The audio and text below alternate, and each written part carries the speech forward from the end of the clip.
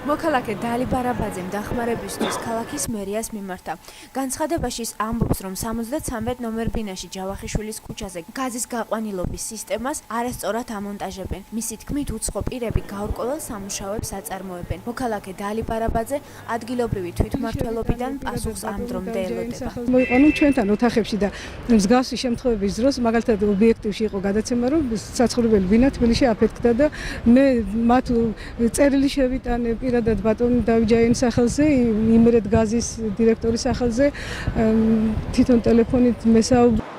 ადგილობრივები ჩვენთან საუბარში აცხადებენ, რომ მათ კომპანიის წარმომადგენლები ესაუბრნენ და დაარწმუნეს, რომ საშიშროება არ არსებობს.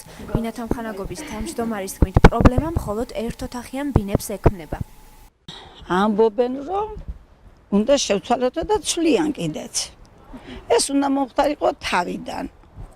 უნდა გაეგო მოსახლეობას, ჩატარებულიყო კრება და უნდა ყოფილიყო ნებართვა ოქმის სახით.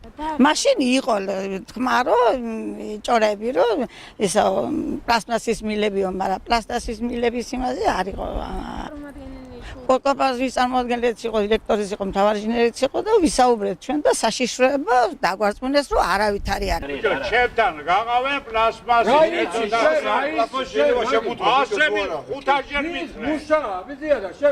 დირექტორი მერე ნახე რო გაგიყვანები. ნიუპრესის გადამღები ჯგუფი სოკარს დაუკავშირდა. სამონტაჟო სამსახურის ხელმძღვანელმა ფელიქს დანელიამ ჩვენთან სატელეფონო საუბრისას ჯავახიშვილის ქუჩაზე მიმდინარე სამუშაოების დროს პლასტმასის მილების გამოყენება უარყო და აღნიშნა, რომ სამუშაოები ყოველგვარი წესების დაცვით მიმდინარეობს. დიდხელები გამოდის და არეთო თავისთავად მილები გაზის მილების რომელიც შიგნით არის გარედან იქნება გაყვანილობა. შიგნით მარტო შევა ერთი მილი, სადაც ვენტილი დაეღო და შესაბამისი დანადგარები შეეცდება.